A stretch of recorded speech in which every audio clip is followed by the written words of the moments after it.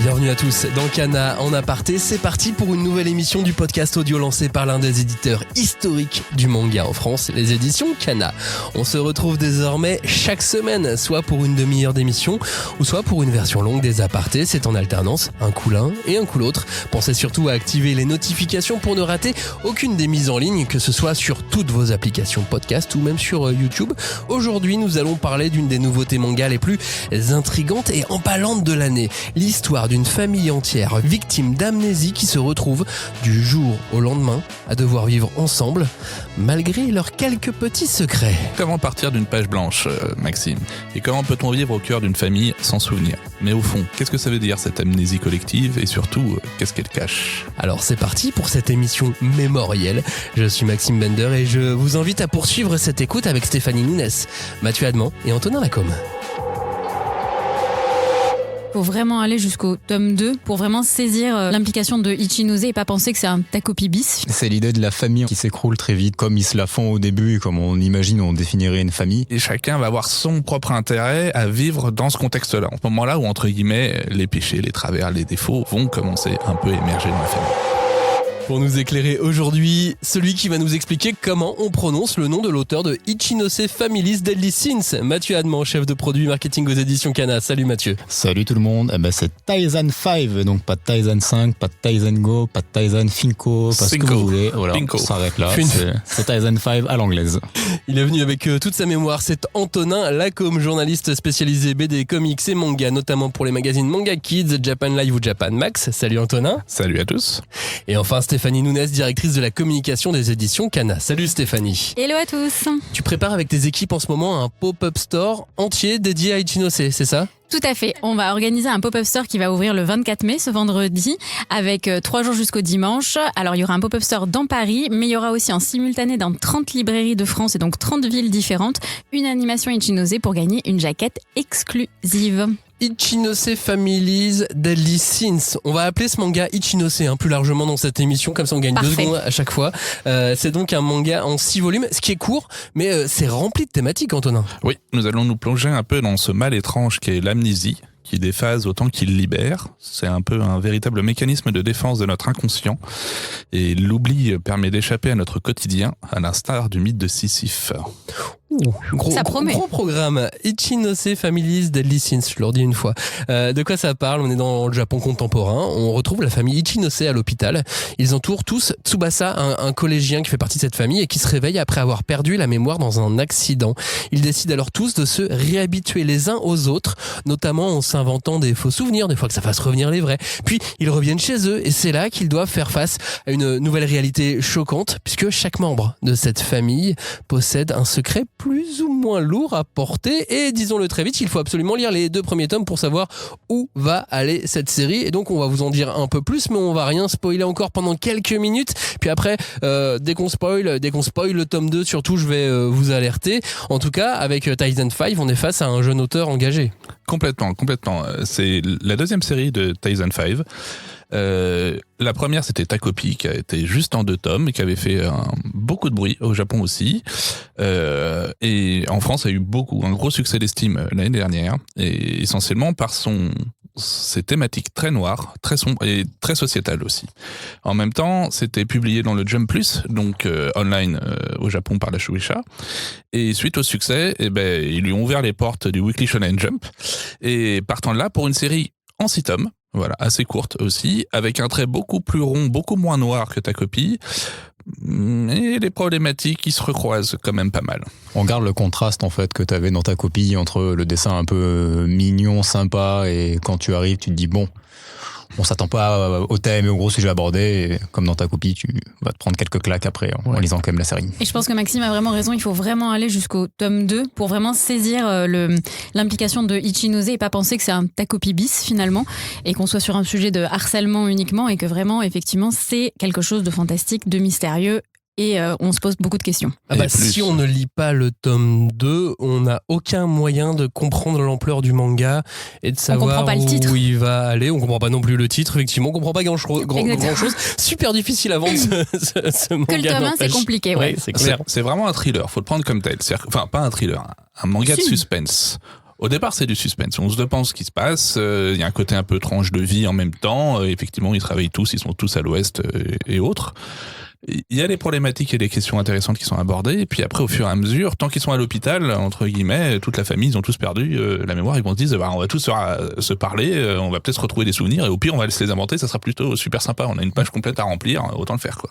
Et par contre, je trouve pas ça si dur que ça à vendre finalement, parce que tu as tout dans le chapitre 1.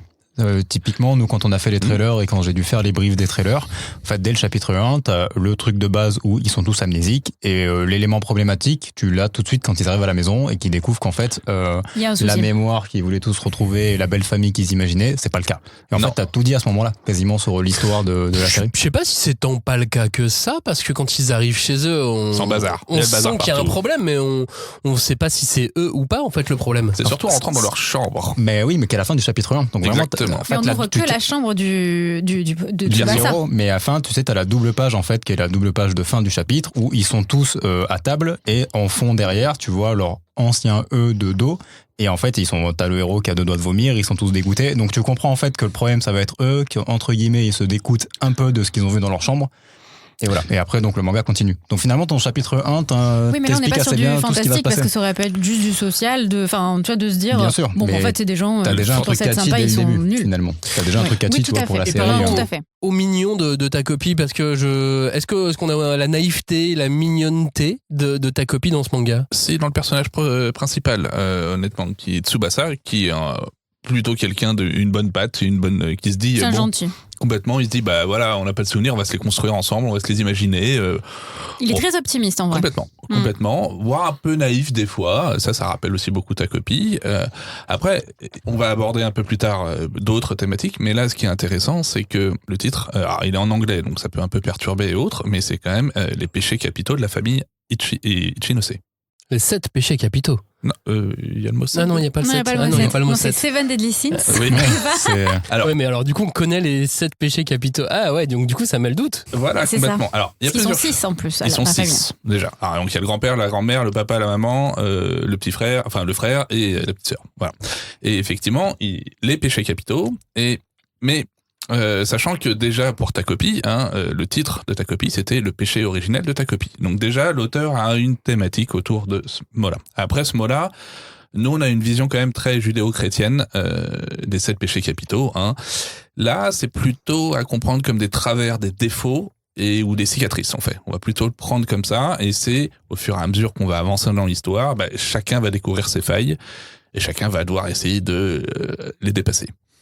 Et donc juste pour remettre un petit peu tout ce qu'on dit dans l'ordre, parce qu'on est passionné par ce manga tout de suite, on va avoir aussi en termes de thématiques, on retrouve encore le harcèlement, mais aussi la culpabilité, les relations familiales et la difficulté des relations humaines. Juste, je pense déjà de vivre pour soi, de vivre à travers dans cette société, voilà déjà, puisque encore plus au Japon, on est quand même dans une famille japonaise, donc il y a quand même la difficulté d'avoir le masque social, de toujours entre guillemets pas montrer ses failles, pas montrer ses faiblesses et entre guillemets d'être le plus irréprochable possible. Donc ça, je pense que c'est déjà aussi un sujet. Et c'est beaucoup de pression, en fait. Voilà. Et il y a des moments, quand on n'est pas dedans, quand on est un peu pas bien, dépressif et autres, ça déraille et donc on devient le clou qui dépasse, quoi. Ce qui est marrant, c'est qu'ils vont ressentir cette pression malgré leur amnésie. C'est ça, c'est qu'en fait, très vite, ils rentrent chez eux et il y a une très bonne... Enfin, c'est vrai que t'as raison, Mathieu, je ne le dirai pas souvent, mais là, tu as raison. C'est vrai que quand ils rentrent à la maison, tout l'optimisme qu'ils avaient sur « Allez, on va se construire », parce qu'à un moment, ils se disent, peut-être qu'en partageant des bons souvenirs, on va faire peut-être une étincelle qui va faire qu'on se rappelle de tout. Je suis allée à New York, et tout ça. C'était trop bien. Et en fait, quand ils arrivent à la maison et qu'ils voient, déjà... le bazar intégral de la cuisine. Quelqu'un n'avait pas rangé avant de partir. Et après leur chambre, on sent que là, non seulement il y a le travail d'amnésie à travailler, mais c'est qu'en fait, dans quelle famille on est tombé et c'est quoi mon problème, quoi. Parce que chacun a une chambre. C'est vraiment ça aussi la spécificité. Chacun a une chambre et il y a une thématique. Voilà. C'est-à-dire que c'est pas juste le lit qui est retourné par terre. C'est les chambres, elles illustrent quand même un état interne costaud. C'est l'idée de la famille en fait qui s'écroule très vite, comme ils se la font au début, comme on imagine, on définirait une famille. eux vraiment ils vont tout de suite se rendre compte qu'en fait leur famille c'était pas du tout ça. Et là où je te rejoins effectivement Antonin, c'est que t'as à la fois les soucis qu'ils vont avoir dans la famille, mais finalement en fait quand on va les voir un par un et les soucis perso, c'est que des soucis externes en fait. Sauf qu'ils ont un peu cette double phase de à l'extérieur ça va pas bien et en plus quand je reviens dans ma famille, la famille elle est catastrophique. Donc ça va amener à une explosion. On a donc les péchés capitaux, les chambres, cette famille, et donc ce point central, parce que avant aussi de parler de l'aspect fantastique, on va le faire dans un instant, mais l'auteur apporte dans son récit d'autres choses avec ce ressort qui est l'amnésie, qui est un truc tellement curieux pour tout le monde. C'est en même temps une maladie, c'est un mal, mais qui veut dire quelque chose. Alors, il y a un petit mot un peu facile, mais quand on dit le mal a dit, voilà, ça veut dire qu'il signifie quelque chose. Voilà. Et donc, quelque part, c'est aussi un mécanisme de défense, comme je le disais au départ, qui effectivement se dit, quand on a un grand choc, vraiment psychologique, si d'un coup la mémoire est attaquée, ou du moins réagit comme ça, c'est qu'elle veut aussi masquer quelque chose. Autant pour le réécrire, et pour se permettre ou se donner la capacité de redémarrer sur autre chose, ou en même temps prendre le temps de digérer l'événement en question qui reviendra au moment opportun. Si vous ne voulez pas être spoilé de ce qu'il se passe dans le tome 2 de Ichinose, eh bien, c'est fini pour cette émission. Merci de nous avoir suivis. Achetez le tome 1 et 2. C'est donc en librairie donc dès le 24 mai, dans une semaine. Il y a les jaquettes exclusives disponibles dans plein de librairies en France. À la sortie, il y a un pop-up store exceptionnel les 24, 25, 26 mai. Rue Charlot, à Paris, dans le 3e arrondissement. Voilà. Et puis maintenant, nous, on peut continuer cet épisode en spoilant. Attention, je vous laisse 2 secondes pour couper. Voilà. Et donc, à un moment donné, il y a un truc fantastique de ouf. Est-ce que tu veux dire ce que c'est, Antonin ? Oui, c'est-à-dire que au fur et à mesure que Ichinose et sa famille vont commencer à réussir à ouvrir des portes dont beaucoup sont fermées dans la maison, et à un moment, quand plus il va se rapprocher d'une certaine compréhension de ce qui s'est passé au moment, parce qu'en fait, ils sont tous amnésiques parce ils étaient tous dans une voiture au moment d'un accident. En fait, voilà. Et quand il va se rapprocher d'une compréhension d'un élément de ce qui a amené à cet accident, le héros va perdre conscience, se réveiller à l'hôpital et rebooter et repartir au début, à savoir qu'il se réveille, il est amnésique, sa famille est amnésique, il recommence. Il a un peu plus de conscience il s'est passé quelque chose, qu'il a rebooté, mais on va commencer à rentrer dans une boucle temporelle. Un loop temporel, incroyable. C'est le truc, tu peux rester que sur les fesses, tu peux être que repris quand tu lis ça la première fois et que tu sais pas ce que tu lis. Clairement, et en fait, on s'y attendait tellement pas qu'en fait, la première ouverture des yeux sur le lit d'hôpital, en plus, c'est même plus la même scène, en fait. C'est ça aussi, c'est qu'un loop temporel, mais c'est là où on se dit, il y a un petit bug dans le système, c'est que il y a un personnage différent. Voilà. C'est-à-dire qu'en fait, c'est pas juste la journée qui se répète, c'est juste un phénomène qui se répète. Tsubasa récupère la mémoire de ce qu'il avait déjà vécu. Voilà. Et à partir de là, se dit, il y a un problème. Il y a des choses qui collent pas, c'est pas exactement la même chose que je revis et autres. Et donc, il va commencer, ça va être un phénomène où il va se comprendre que il est dans quelque chose, un rêve, on sait pas trop quoi. On était dans un espèce de drame social au début, et là on passe avec une touche de fantastique, et d'un coup le récit prend une toute autre ampleur. Mais ça rajoute énormément de questions en fait, parce que tu te demandes déjà tout de suite, le premier chapitre, le premier tome, est-ce que c'était la première boucle ? Ou pas du tout, ça faisait déjà longtemps qu'il est dans une boucle temporelle ou pas. Et après évidemment la question de ce qui la cause, est-ce que c'est un problème vraiment fantastique jusqu'au bout et là ça peut ouvrir des portes infinies, est-ce que c'est plus rationnel et on va rester quand même dans un truc assez réaliste? Parce que Tom Cruise peut interpréter Tsubasa dans un film. Mais voilà, je pensais de suite à Edge of Tomorrow en fait, c'est exactement ça. Tsubasa égale Tom Cruise. Il n'a pas besoin de refaire les mêmes choses à chaque fois, et par contre il va interroger les gens autour de lui, sa famille, qui eux aussi vont à leur façon prendre conscience de ce loop, qui sont dedans. Donc on peut se poser la question, est-ce qu'il est dans un rêve, est-ce qu'il est dans le coma, on ne sait pas, et autres. En fait, on se rend compte que c'est plus compliqué que ça, parce qu'en fait, les autres interagissent avec lui, et ils sont conscients du loop. C'est ça, je trouve que quand même ce manga, il dégage aussi une certaine complexité. Enfin, faut le lire, il faut s'accrocher, parce qu'en fait, les personnages se découvrent, on les découvre, et en même temps, ils savent des choses qu'ils n'ont pas envie de nous dire directement, et qu'on découvre au fur et à mesure. Enfin, et quand on ouvre des portes, c'est de plus en plus non, mais il y a un spoil encore plus ouf dans ce tome 2. Bah non, mais c'est qu'il change de père. Ouais. Mais oui, mais c'est ça quand j'ai dit qu'il y avait un personnage différent. Mais je savais pas si on pouvait aller jusque-là dans le spoil. Spoilons totalement le tome 2, maintenant qu'on est lancé. Il change de père, ça n'a aucun sens. On n'a aucun sens. Et il est beaucoup plus jeune en plus. Et le père disparaît surtout. Il change de père et son précédent père disparaît. La mère disparaît aussi pendant le tome. Enfin, à la fin du tome, au deuxième réveil.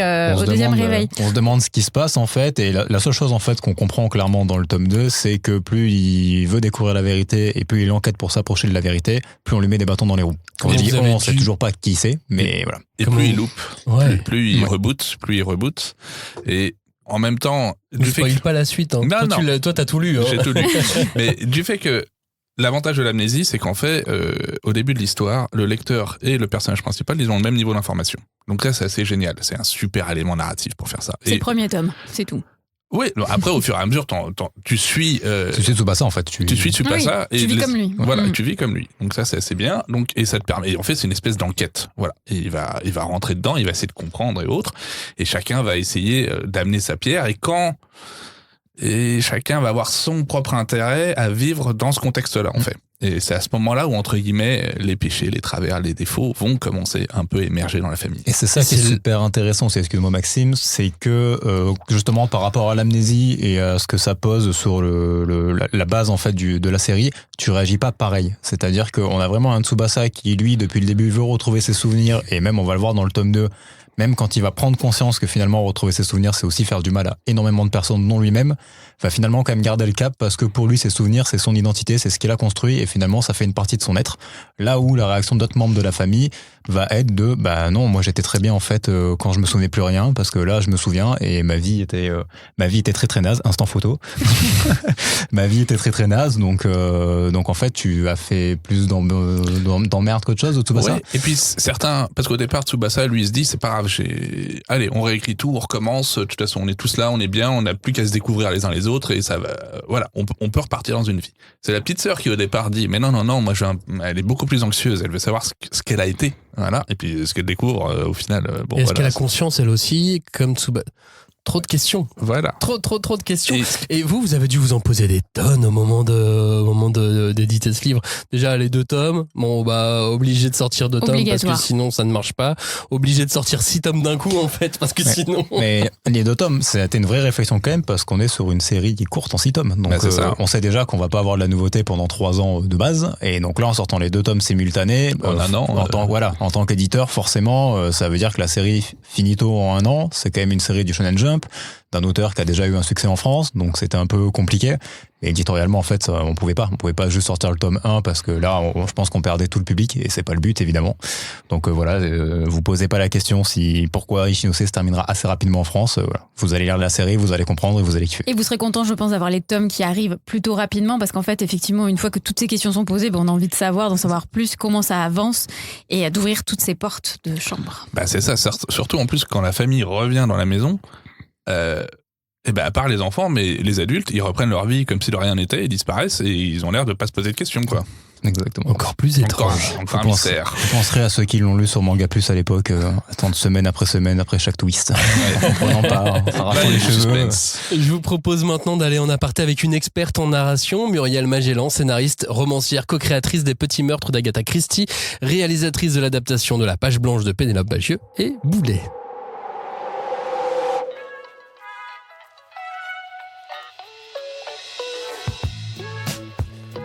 Bonjour et bienvenue dans Cana en aparté. Merci beaucoup de répondre à nos questions. Bonjour. La première question que je voulais vous poser, c'est quel rôle peut jouer l'amnésie dans un récit ?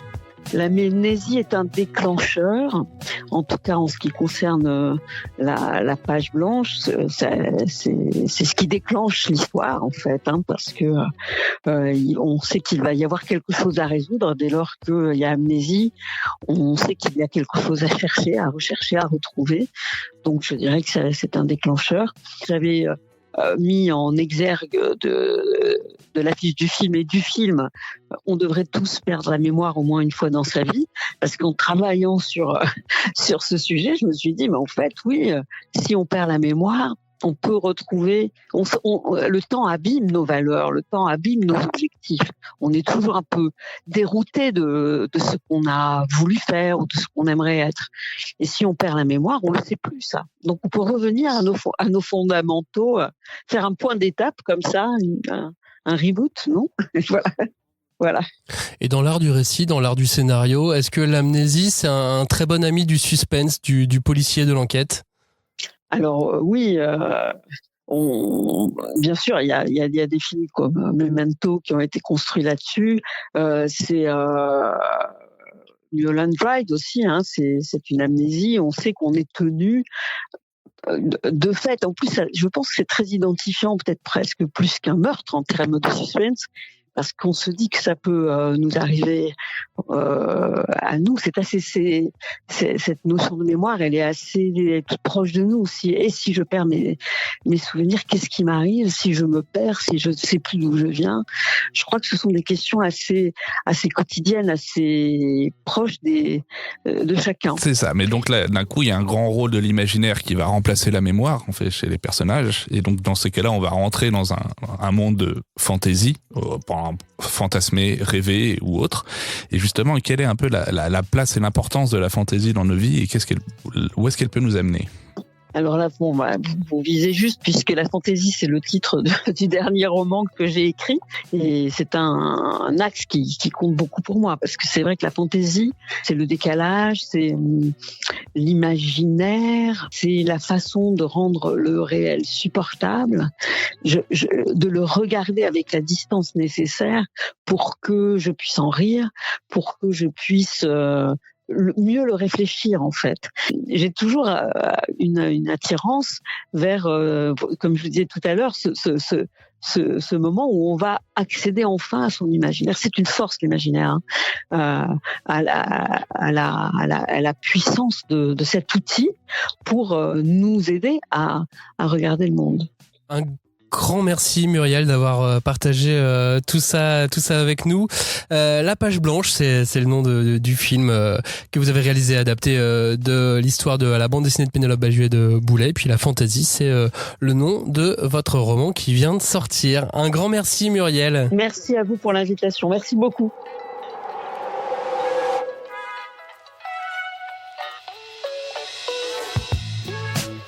La suite de Kana en aparté avec le moment recommandation. Antonin, Ichinose, ça serait pour des lecteurs de quelle série? Plutôt de quel type d'auteur? Ou de quel type d'auteur? Ok. Ouais, parce que quelque part, le manga, il y a beaucoup de fantaisie dans le manga. Et ça sert à deux choses. Soit la fantaisie, ça sert à fuir la réalité de façon un peu facile, soit au contraire, on utilise la fantaisie pour affronter la réalité. Et là, on a deux auteurs magnifiques qui sont chez Kana. Voilà, c'est Inyo Asano et Kengo Anazawa. C'est deux potes, hein, à la base dans la vie. Hein. Ces deux-là, ils se tirent un peu la bourre et autres. Alors, Inyo Asano, il est un peu plus connu en France parce qu'il y a un peu plus de titres. Donc, vraiment, DDD, voilà, alors, qui est un titre à rallonge, hein, je vous le résume. Tu l'attends pas? Demon Destruction. Wow. Voilà, ça, on qui sent en le fait, Moi, j'adore. Qui sont deux petites filles, qui vivent dans une ville où il y a un gigantesque vaisseau spatial au-dessus de la ville. Voilà, qui est là depuis 10 ans. Voilà, il y a des extraterrestres qui sont là, mais au final, la grande révolution n'a pas eu lieu. Et pendant tout le manga, en fait, on ne sait pas si c'est leur imaginaire qui travaille ou pas. Mais c'est ça qui est génial dans toutes ces séries de fantasy. Et quand on lit DDD et effectivement qu'on enchaîne sur Ichinose, la question peut se poser dans les deux cas. Complètement. Est-ce que dans Ichinose, il n'est pas totalement en train de tout imaginer aussi pour refouler quelque chose? Est-ce que les filles dans DDD elles sont pas en train d'imaginer quelque chose pour s'en sortir et voir autre chose? Dans Ichinose, ça fait penser un peu à Inception, quoi. Est-ce qu'on n'est pas en train de tourner la toupie et on sait pas si on est dans le rêve, dans le coma, dans le même pas, on sait pas. Tu vois, pour rester sur DiCaprio, j'étais plus sur Shutter Island, moi. Où vraiment à la fin, tu sais plus. Oui aussi, ouais. Plus de psychologie. Voilà. Est-ce que c'est lui le fou? Est-ce que pas du tout? C'est vraiment un inspecteur là. Et en parlant de films, t'en avais d'autres? Ah bah, tout récemment, pour ceux qui veulent en profiter, ça s'appelle Comme un lundi. Comme ça veut dire. Alors c'est un réalisateur japonais et qui justement va vous raconter l'histoire d'une boucle temporelle entre guillemets d'une équipe de marketing communication qui a passé tout son week-end à charreter au bureau. Ils ont tous dormi là. Ils se réveillent en vrac le lundi matin. Et ils ont l'impression d'avoir passé les 10 dernières semaines à faire la même chose, à bosser tout le temps et autres. Et en fait, au fur et à mesure, ils vont se rendre compte qu'ils sont dans une boucle temporelle et qui vont revivre cette espèce de semaine infernale au fur et à mesure et C'est l'enfer, ça. Quelle horreur. et ils vont essayer de l'exorciser. Et c'est très drôle. Et c'est très touchant et on va retrouver beaucoup de choses d'Ichinose dedans. Asano d'un côté, comme Alain dit, qu'est-ce qu'on peut citer d'autre en vrac si tu dois faire une liste là comme ça en 2 secondes? En 2 secondes, bon, il y a le film Memento évidemment, parce que pour le côté un peu loop. Time Shadows aussi, pour les Clairement, jeux. Voilà. très très bon titre de chez Kana, sous-côté. Je ne peux que le conseiller. Court aussi. Et là, on est sur du polar. Vraiment Voilà, polar avec c'est des ça. loops temporels, c'est trop bien. Voilà. Mais des vrais. Ouais. Oui, pour le coup, oui. Voilà, Mais il y a vraiment aussi les BD de Kei Samband avec Echo et Raised, qui sont aussi des espèces de polars avec des retours dans le temps assez forts et autres. J'adore ça lui aussi, ouais. Un très grand classique qui psychologiquement est très très bien et très subtil, c'est Quartier Lointain de Taniguchi, qui vraiment, où là, c'est la conscience d'un homme de 40 ans qui revient dans sa jeunesse avec sa conscience d'homme de 40 ans et qui revit son enfance, pour une raison particulière aussi, il n'est pas arrivé là par hasard. Et Time Paradox Ghostwriter, qui est une chouette série très courte chez Crunchy, très manga, où en fait un auteur de manga derrière son micro-ondes et commence à recevoir le Weekly Shonen Jump du futur, 2 ans dans le futur. Ah ouais? Mais un manga qui n'a pas eu un énorme succès au Japon, qui On s'est fini en comprend pas 3 tomes dans le Jump. Oui, il était fait pour le public français, ce manga, je suis d'accord. Et finalement, il s'est arrêté. C'est entre Bakuman et Time Shadows, quoi, si tu veux. Ok, trop bien. C'est génial. Franchement. Et puis, bien sûr, il y a ta copie, évidemment. Ah bah. Si vous avez lu ta copie, vous êtes un peu obligé de lire Ichinose, bien évidemment. Complètement. En préparant cette émission, Antonin aussi, on s'est dit, attends, mais est-ce que les profs de français, ils n'auraient pas intérêt à conseiller Ichinose? Oui, parce qu'en fait, la réflexion qu'il y a derrière Ichinose et le travail de Taizan 5, c'est vraiment, entre guillemets, supporter le labeur du quotidien et la dureté un petit peu de nos vies. Voilà. Il y a un côté un petit peu la fantaisie, ça nous permet un petit peu de prendre du recul sur nos vies et le côté un peu notre quotidien, métro, boulot, dodo. Voilà. Et donc en fait, il y a vraiment une référence au mythe de Sisyphe. Alors c'est l'auteur français Albert Camus qui a beaucoup écrit sur ça. Donc si vous avez Albert Camus au programme, voilà. Enfin, Ichinose. Complètement. Ça se recoupe. Le lien est évident. Voilà. Alors pas sur les débuts fantastiques d'Ichinose, voilà. Mais non mais voilà, le mythe de Sisyphe, c'est quoi? Alors, le mythe de Sisyphe. Bon, alors l'avantage des mythes, c'est qu'ils peuvent raconter plein de travers de la société. Là, c'est Monsieur Sisyphe, voilà, qui s'est fait un petit peu taper sur les doigts par Zeus, parce qu'il a fait une petite entourloupe, et Zeus, il aime bien un petit peu leur donner des leçons, voilà. Donc, il va être condamné, entre guillemets, tous les matins, à porter un énorme rocher en haut d'une montagne, et quand va y arriver le soir en haut de la montagne, la pierre, elle va redescendre, elle va retomber. Voilà. Et donc, tous les jours, il devra recommencer à reporter cette pierre, et tous les jours, toutes les soirées, elle va retomber. Et en fait, c'est un peu... Pire que comme un lundi, quoi. C'est ça, c'est un peu la dureté du quotidien, voilà. Donc, c'est cette cette prise de conscience, en fait, de notre existence qui semble vide et compagnie, ou d'un coup, effectivement, ou voire même absurde, ou vraiment inutile à faire tout le temps les mêmes choses. Et pourtant, l'exercice de conscience, c'est d'arriver à en trouver un sens. Voilà. Alors, après, c'est culturel. Voilà. Soit vous le prenez pas bien et vous dire ça sert à rien et je me suicide, entre guillemets, voilà. Soit, comme dans Albert Camus, je me révolte. Ichinose, c'est pas exactement ça. Enfin, Ichinose, il y a de ça dedans, mais c'est plus, en fait, à force de porter votre pierre, à force de regarder votre pierre, vous regardez pas ce qu'il y a autour. Et ça serait un petit peu ça, la finalité avec Sisyphe, c'est qu'effectivement, on est trop concentré sur une tâche un peu laborieuse et un peu petite, et en fait, on en oublie tout le reste. Tu veux dire qu'il regarde pas les parents à côté, il regarde pas la famille à côté. Il regarde pas sa vie à côté. Il est un peu trop focalisé sur ses problèmes. Sinon, le manga ferait 3 tomes. S'il regardait trop vite à côté. Ça peut être ça, voilà. Il est un peu trop, focalisé sur ses travers, sur ses défauts et autres, et partant de là, il en oublie un peu le reste. Toi qui as tout lu de Ichinose, Antonin, est-ce que il a dû rusher la fin ou il maîtrisait parfaitement son récit en 6 tomes? Je pense qu'il voulait arriver quelque part, à savoir effectivement souligner entre guillemets les défauts de chaque personnage et surtout se rendre compte que chacun était enfermé un peu dans son individualisme, conscient ou inconscient. Et surtout, entre guillemets, n'écoutez pas les autres. Et là, on va retrouver un petit peu du Takopi, quand même. Parce que le péché originel de Takopi, deuxième spoil, mais c'est la fin de l'émission, c'est justement que Takopi, malgré ses bonnes volontés et tout, n'écoute pas. Alors là, pour avoir lu la fin aussi, La fin, clairement, se tient. Alors, je sais pas si c'est une volonté ou pas, mais je pense qu'il aurait pu tirer encore sur 1 ou 2 chapitres de plus pour vraiment... il ouvre beaucoup de portes, évidemment, sur lesquelles on a des réponses, clairement, sur la plupart, et on sait ce qui se passe à la fin. Mais c'est vrai que j'aurais aimé un chapitre de plus explicatif, disons, pour vraiment comprendre. 20-40 pages, c'est pas beaucoup plus. Voilà. Non plus. C'est sûr, mais ça permet quand même d'éclaircir 2-3 choses qui, pour moi, l'ont pas été totalement. Mais de toute façon, ça pouvait pas être une série en 15 tomes. Ça, c'est sûr et certain. C'est la difficulté aussi du fantastique. Dès qu'on commence à introduire du fantastique qui va donner une dimension, on va dire, surdéveloppée, quand ça s'appelle un petit peu complètement à part la chose, et ben on s'attend à quelque chose d'aussi intense à la fin. Voilà. Et c'est juste un moyen d'y arriver, en fait. C'est juste un moyen de prendre du recul. Voilà. Et c'est comme l'amnésie. L'amnésie, c'est un super moyen, enfin, entre guillemets, pour prendre du recul dans sa vie. Bah, c'est exactement la phrase de fin qu'a introduit Muriel dans son film La Page Blanche, c'est « On devrait tous, une fois dans sa vie, perdre la mémoire ». Bah, c'est pas faux parce qu'après tu focuses peut-être sur les choses importantes que tu ne voyais pas avant. Peut-être que tout le contraire, tu vas focuser sur totalement différentes choses. Après, il y a les gens tête en l'air. Ça compte ou pas? Alors, dans La C'est Page vrai. Blanche, le personnage est très tête en l'air. Mais en fait, c'est surtout que tu vas avoir l'image que tu renvoies, que les autres te renvoient, en fait.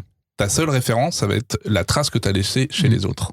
Et ça, on le voit dès le tome 1. Voilà. Pour Et le en fait, coup. ils vont être que des bribes, puisqu'en fait, il y a que toi qui as l'intégralité de toi-même. Les autres, ils ont qu'un morceau, qu'un reflet et autres. Et entre guillemets, c'est en croisant tous ces reflets où tu te dis, est-ce que ça me plaît? C'est pas génial.